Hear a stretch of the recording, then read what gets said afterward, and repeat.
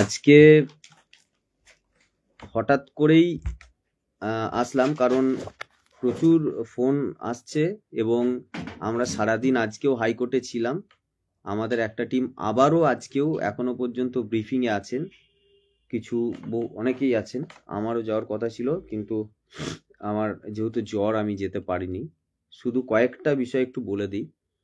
প্রথমত, আজকে আপনারা জানেন যে আমাদের আরও একটা কেস ছিল, কিন্তু খুবই দুর্ভাগ্যজনক যে যখন আমার প্রতিদ্বন্দ্বী বা আমার বিপরীত মেরুতে দাঁড়িয়ে থাকা যারা আমাদের অপোনেন্ট, তাদের সঙ্গে যখন মানে আমাদের ঘরের লোকের বা আমাদের নিজেদের লোকের সুর মিলে যায়, তখন অনেক সত্যি সত্যি সেটা দুর্ভাগ্যজনক। সে ব্যাপারে বেশি কিছু না বলাই ভালো।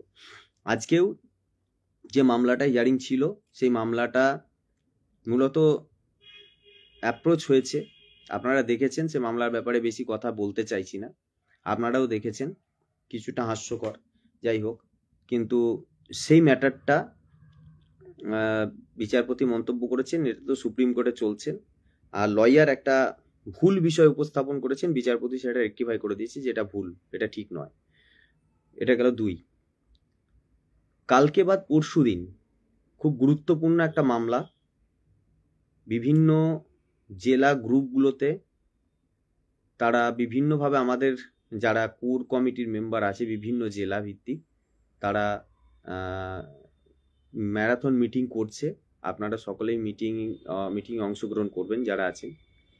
আর বিভিন্ন প্রশ্ন ভুল, অর্থাৎ উত্তরের ক্ষেত্রে দেখা যাচ্ছে যে একটা সঠিক উত্তর, কিন্তু সেই সঠিক উত্তরটা এবারে রেকটিফাই যে অ্যান্সার কি সেটাতে ভুল হয়েছে।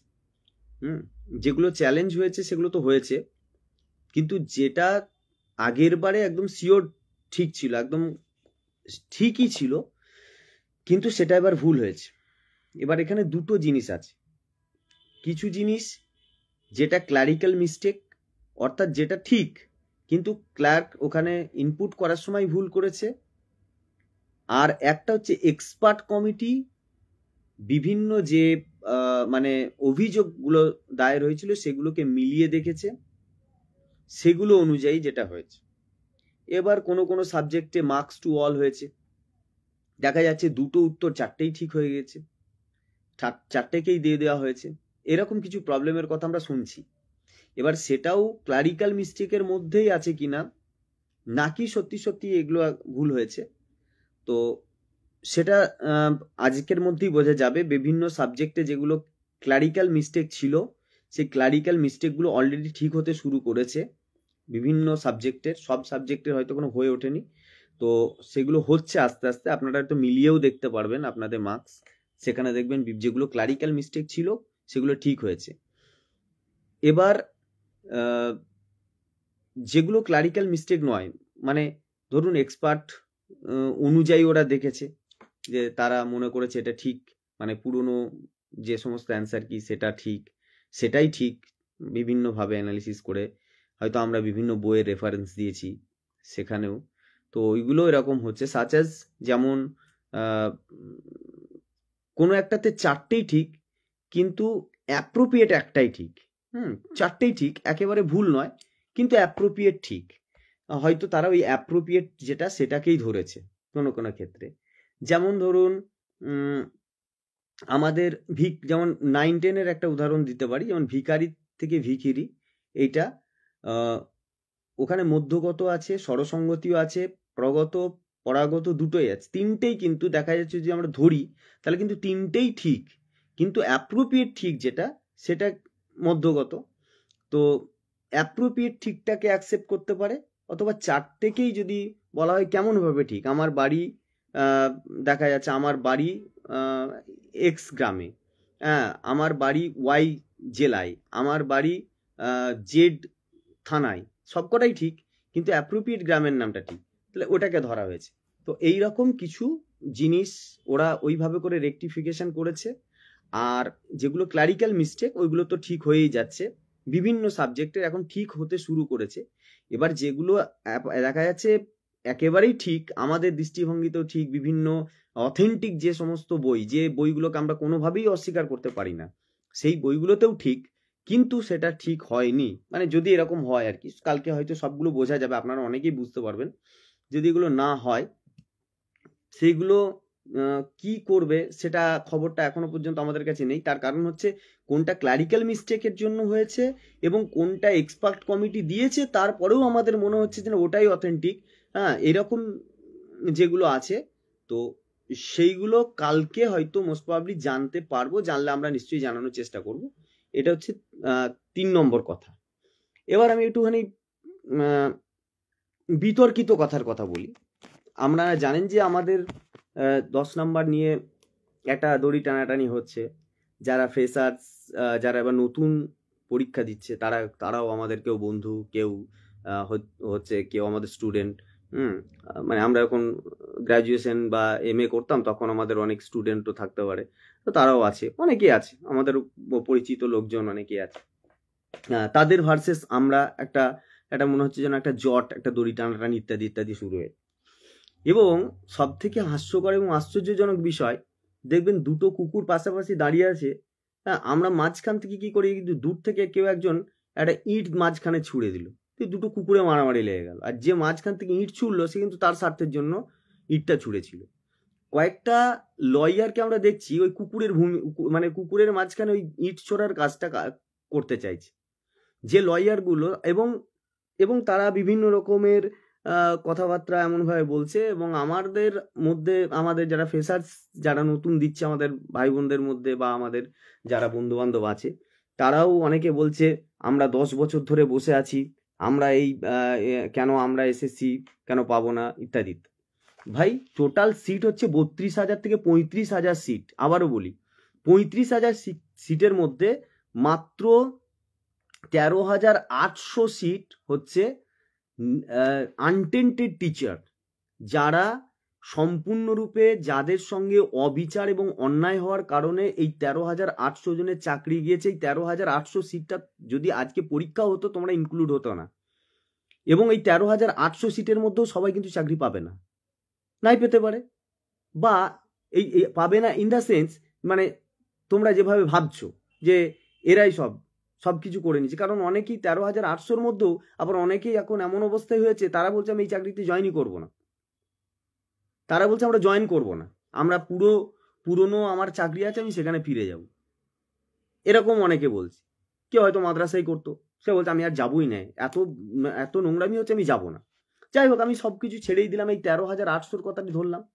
15,400 প্লাস 15,400 আমাদের টোটাল আনটেন্টেড টিচার্স এর মধ্যে ছিল, তার মধ্যেও কমে গিয়ে 13,800 হয়েছে, আর সিট আছে প্রায় 32,000।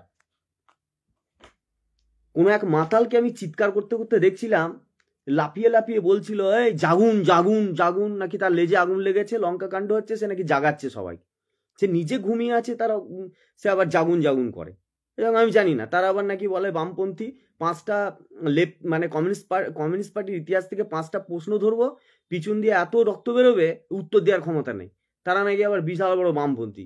আমার সঙ্গে বসুন একদিন, দেখি কত ক্ষমতা, তুমি কত বামপন্থী, একবার দেখি কটা দাস ক্যাপিটাল তুমি কদিন পড়েছো, আর আমি কদিন পড়েছি, তোমাকে একবার পড়ে শোনাচ্ছি। যাই হোক, যারা আজকে বিশাল বড় মাপের উকিল হয়েছে, আমি দেখছি কিছু উকিলকে, আর আমাদের ওই ফ্রেশার বন্ধুরা বলছে 10 বছর আমরা SSC পাইনি, আমাদের অধিকার আছে ইত্যাদি ইত্যাদি। তোমাদেরকে বলছে ভাই, 2016-র SLST টিচার তারা এমনি এমনি চাকরিটা পায়নি, শুধু ভালো পরীক্ষা দিয়ে পায়নি। 2016-র SLST টিচাররা রাস্তায় ভিজে ভিজে আন্দোলন করে নোটিফিকেশন বের করেছিলাম, এবং SSCটা ওইভাবেই বন্ধ ছিল, নোটিফিকেশনটাও আমরা আন্দোলনের মধ্যে দিয়েই বের করেছি, এবং SSC হয়ে যাওয়ার পরেও দীর্ঘ লড়াইয়ের ইতিহাস আছে।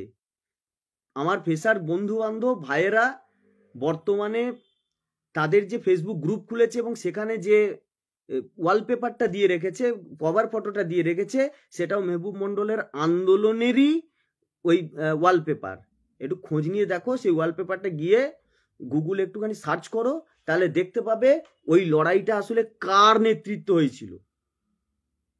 ঠিক আছে, সুতরাং তোমরা এটা ভাবার দরকার নেই যে আমরা বাড়িতে বসে বসে ওই চাকরি পেয়ে গেছিলাম। চাকরি তো পেয়েছিলাম, চাকরি পাওয়ার পরেও আমাদের স্বস্তি ছিল না। আর তুমি যদি টেন্টেডের কথা বলো, টেন্টেড, তোমাদের ওই মূর্খ লয়ারটা, সে আবার লোকে বলে কিনা টেন্টেড। আরে ভাই, সুপ্রিম কোর্টে তোমাদের যা বলার বলে দিয়েছে, কে টেন্টেড কে আনটেন্টেড সেসব গল্প হয়ে গেছে। তা এখন আর ফালতু ওই পলিটিক্সটা হয় কোর্টে মারো নাহলে রাস্তায় মারো, দুটো জায়গাতে মাতলামি মারতে গেলে আর হবে না। ঠিক আছে, যাই হোক, তো ওই দীর্ঘ আন্দোলন যখন আমরা চালাতাম তখন ওই লয়ারগুলোকে কেউ চিনতো না। কোর্টপাড়ায় ওই বিভিন্ন আজকে যারা ওই বড় বড় বিশাল শুনলাম নাকি কারা ওই অডি ফডি কিনেছে, ওই যে কি বিএমডাব্লিউ ফিএমডাব্লিউ কিনেছে।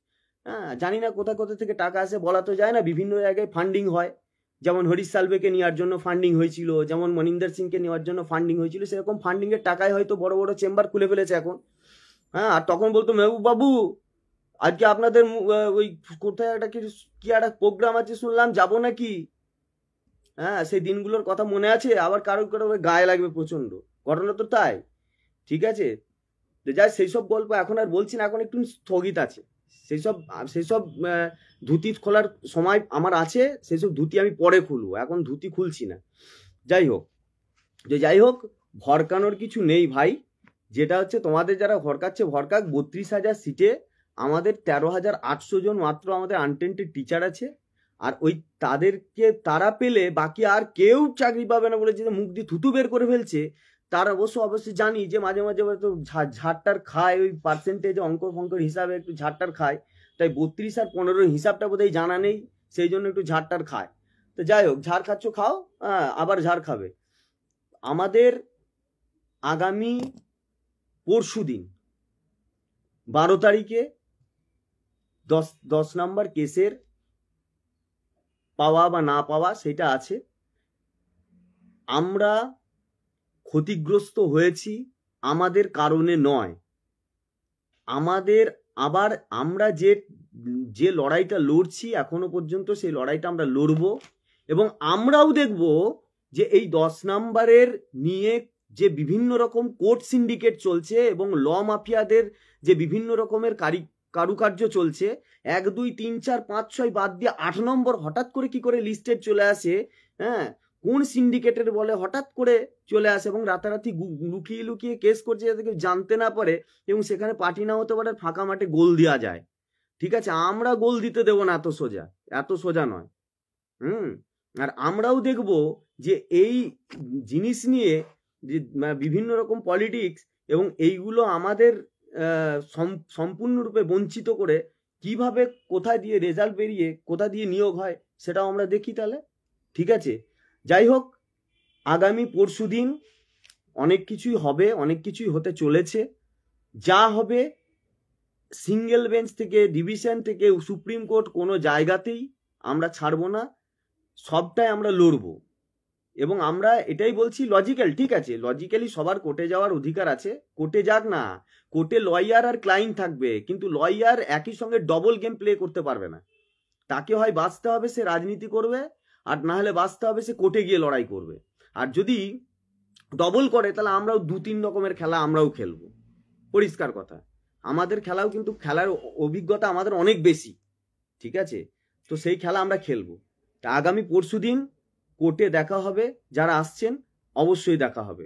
আর লাস্ট একটা বলি, ওই আরেকবার বলে দিই যে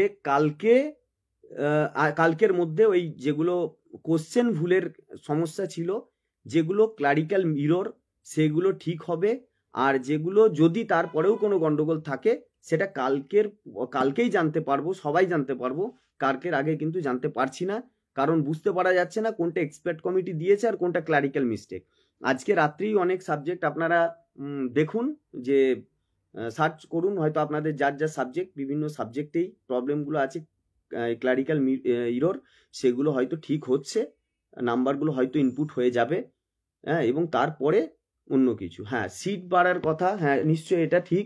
সিটের মানে বিকাশ ভবন থেকে আচার্য সদন কিছু সিট আসবে, পরিমাণটা মানে সংখ্যাটা কত হবে সেই সংখ্যাটা এক্সাক্ট মানে ধারণা এখনো পর্যন্ত কারোর কাছে নেই। সংবাদপত্র একটা লিখছে, কিন্তু সেটা শিওর বলা যাবে না যে ওই অংশটাই বাড়তে পারে বা বাড়া কমা যাই হোক হোক, হতেই পারে, কিন্তু সিট একটা বাড়ার সম্ভাবনার জায়গা আছে, এটা বলা যায়।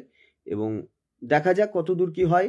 আর একটা জিনিস, সেটা আমাদের যে যে গ্রুপ, জেলা গ্রুপ, সেই জেলা গ্রুপগুলো থাকুক, সেগুলোতে মিটিং চলছে বিভিন্ন জেলার, সেখানে বিভিন্ন রকম মেসেজ আছে, আপনারা দেখবেন, সেখানে অবশ্যই আপনারা মিটিংগুলোতে অংশগ্রহণ করবে, খুবই ইম্পর্টেন্ট। সেগুলো একটু দেখবেন। বিভিন্ন সাবজেক্টের, আমি অনেকে লিখছেন যে আমার সাবজেক্ট ভূগোল, বায়োলজি থেকে বাংলা, সব সাবজেক্টেই এই কম বেশি এডুকেশন, নিউট্রিশন, সব খবরগুলোই ওদের কাছে আছে, ইতিহাস সবগুলোতেই আছে। ওগুলো কালকেই জানতে পারবেন কোথায় কি হয়েছে না হয়েছে। তারপরে না হয় একটা সার্ভে করা যেতে পারে যে কি হয়েছে আসল ঘটনাটা, বা ওদের কাছ থেকে একটা ক্লারিফিকেশন নেওয়া যেতে পারে, এটাই। ঠিক আছে, কালকে দেখা যাক, আর পরশুদিন অবশ্যই দেখা যাবে। আর আবারও বলছি, ফ্রেশার বন্ধুদেরকে বলছি, যারা আমাদের বন্ধু বা আমাদের অনেক স্টুডেন্ট অনেকেই আছে, তাদেরকে একটা কথাই বলছি যে আপনাদেরকে আমাদের শত্রু বা আমরা আপনাদের শত্রু কেউ, কিন্তু কেউ কারো শত্রু নয়। হয়তো যারাই চাকরি পাবে পরবর্তীকালে তারা কলিগও হবে, বন্ধু হবে, একসঙ্গে খাওয়া দাওয়া হয়তো করবে। ফলে এই যারা লেলিয়ে দেওয়ার চেষ্টা করছে, হ্যাঁ ঠিক আছে, 10 নাম্বার নিয়ে আপনাদের মনে হয়েছে এটা ইললজিক্যাল, সেটা আপনারা কোর্টে গিয়েছেন, সেটা যেতেই পারেন, কোর্টের লড়াই কোর্টের মতো করে হবে। কিন্তু কোর্টের লড়াইটাকে যারা পলিটিক্যালি নিয়েছে, এবং আপনাদের আর আমাদের মধ্যে একটা লড়াই, একটা ঘৃণ্য পরিবেশ তৈরি করছে, সেই ঘৃণ্য পরিবেশটা থেকে আপনারাও সাবধান হয়ে থাকবেন। এবং আপনারাও বুঝবেন যে 7 বছর পরে যদি আপনাদেরকে এইরকম কোনো রাজনীতির কারণে চাকরি হারাতে হয়, বা চাকরি হারানোর জায়গা কেউ করে দেয় তাদের রাজনীতির জায়গা থেকে, তাহলে কেমন লাগে। তো নিশ্চয়ই আপনাদের একটাই জায়গা আমি বলবো, আপনারা মনে করেছেন এই 10 নাম্বার দেওয়াটা আপনাদের জন্য ক্ষতি, আমরা মনে করেছি এই 10 নাম্বার না দেওয়াটা আমাদের জন্য ক্ষতি। ঠিক আছে, তাহলে আমরা উভয়ই কোর্টে গিয়েছি, সেটা আপনারাও যেতে পারেন, আমরাও যেতে পারি, কিন্তু সাবধান থাকবেন সেই রাজনীতি থেকে, যে রাজনীতি আমাদের ক্ষতি করেছে, যে রাজনীতি জন্যই যারা তাদের লয়ার ছিল কোর্টে গিয়ে তারা বলতে পারতো যারা অনৈতিকভাবে চাকরি পেয়েছে তাদেরকে বাদ দিয়ে আমার ক্লায়েন্টদের চাকরি দিন, তাহলে পরে প্যানেলটাও ক্যান্সেল হতো না, তারাও লাভবান হতো। কিন্তু তারা সেটা কিন্তু করেনি, এটাই ছিল তাদের মূল পলিটিক্স। এবং এই পলিটিক্সটা শুরু হয়েছিল, আপনারা জানেন না, নতুন হয়তো আপনাদের খবরাখবরও সেই দিকে রাখেননি, কারণ না রাখার কারণ আছে, কারণ তখন আপনারা ভাবতে পারেননি এইসবের মধ্যে আমাদের কত জানার ইন্টারেস্ট নেই। ঠিক আছে, তো হাইকোর্ট থেকে সুপ্রিম কোর্টে কি গল্প হয়েছিল, সেই গল্পের ইতিহাস আমরা নিশ্চয়ই একদিন পারলে পুরো খোলামেলা আপনাদের সবার সামনে শেয়ার করব। প্রত্যেকটা খুঁটিনাটি শেয়ার করলে পরে পুরো গল্প, পুরো ইতিহাসটা জানতে পারবেন যে কিভাবে কি গন্ডগোলটা আমাদের সঙ্গে করানো হয়েছে, কিভাবেই ইচ্ছাকৃতভাবে জোর করে এই প্যানেলটা পলিটিক্যালি জায়গা থেকে তৈরি করা হয়েছে, এবং এখনই সেই পলিটিক্সটা চলছে। পলিটিক্স তো চলবেই, ওরা কোর্টে পলিটিক্স করবে, আমরা কোর্ট রাস্তা সব জায়গায় মারামারি করব, সবই ঠিক আছে, কিন্তু একটা জিনিসই বলবো, আপনারা আমাদের শত্রু বা আমরা আপনাদের শত্রু নই। এই যে শত্রু মনোভাবাপন্ন একটা জায়গা তৈরি করে দিচ্ছে, আপনাদের মাথায় ঢুকিয়ে দেওয়া হচ্ছে, এইটা হচ্ছে ওদের নোংরা পলিটিক্স। এই নোংরা পলিটিক্সটা থেকে দূরে সরুন, তাকে আপনারা ভগবান ভেবে নিতে যাবেন না, তাহলে ক্ষতি হবে। অ্যাজ এ লয়ার যদি মনে করেন যে এই লোকটা আমার লাভ করবে, তাহলে পরে আপনি নিতেই পারেন। আমি তো দেখলাম সেদিনকে কোর্টে গিয়ে আমি দেখলাম শামীম আহমেদ স্যার ছিলেন। শামীম আহমেদ স্যারের সাথে আমাকে বলল যে মেহবুব, আমি তোমাদের সাথে আছি, কিন্তু ওই 10 নম্বরটা নিয়ে আমি কিন্তু তোমাদের বিপক্ষে আছি। ঠিক আছে, অ্যাজ এ লয়ার গুড, তার বক্তব্য, সে ভালো কথাবার্তা বলেছে, এইটা থাকুক না, এইটা থাকুক, কিন্তু কয়েকটা জানোয়ারের মতো লয়ার আছে যারা ঠিক মানে বাইরে তাদের কালো পোশাক থাকে, কিন্তু ভিতরে তারা হিংস্র, তারা জানোয়ার। হ্যাঁ, তো সেটা নয়। এই সৌজন্যমূলক জায়গা থেকে আইনিভাবে লড়াই করুন, সিন্ডিকেটটা বাইরে রেখে, তারপরে যার মেরিট থাকবে সে জিতবে, যার বলার ক্ষমতা থাকবে সে জিতবে। কিন্তু এই যে দুটো দলকে শত্রু পরিণতি করে সে নিজের লাভটা যেমন ভাবে করতে চেয়েছিল, এখানেও সেটা করছে, এই জায়গা থেকে আপনারাও সাবধান হন।